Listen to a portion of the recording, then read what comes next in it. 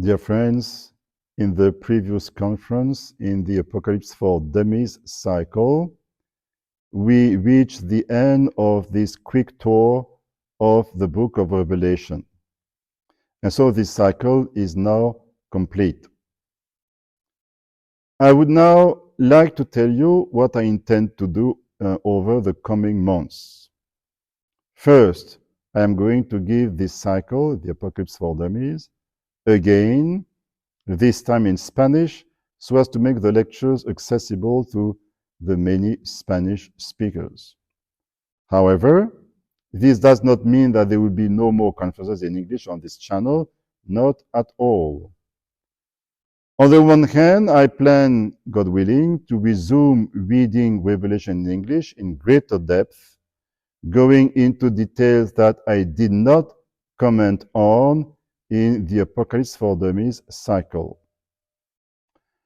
I wanted to start with an introductory cycle that would be neither too long nor too complex, and yet it lasted 1,000 hours in total.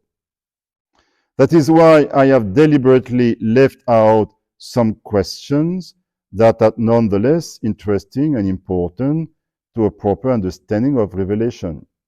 I'd like to give you a few examples of such questions. Can we say that Christ appears as high priest in the inaugural vision of chapter 1? If so, what is the basis for this interpretation? What do we know about the seven churches of Asia in historical terms?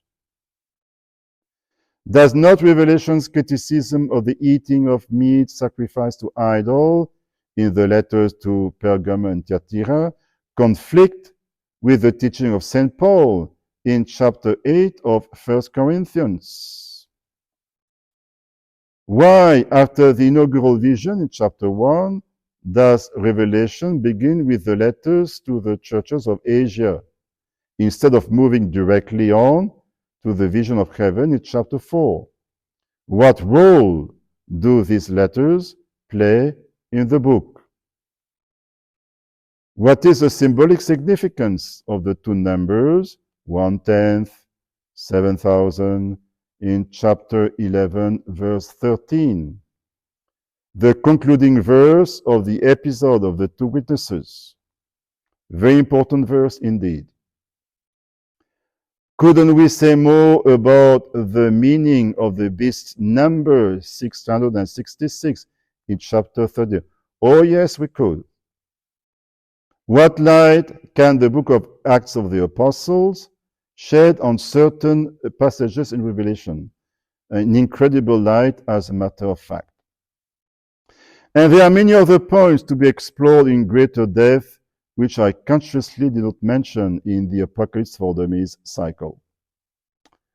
Therefore, I intend to publish a new cycle of conferences in English, which will be longer, and in which we shall take the time to go into the rich details of the text.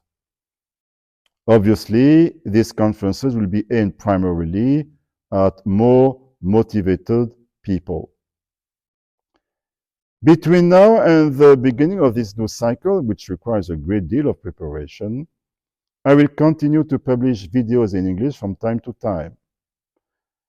On the one hand, in the Apocalypse in Art cycle, to present artistic masterpieces related to Revelation, and on the other hand, to present books that may be of interest to you. I am also thinking about extending the scope of this YouTube channel to other topics than Revelation. I therefore suggest that you remain subscribed to this channel so that you will be informed when new videos are published on it. Of course, feel free to share the channel with anyone interested in the Apocalypse. I would like to thank you again for your faithfulness. May the Lord bless you.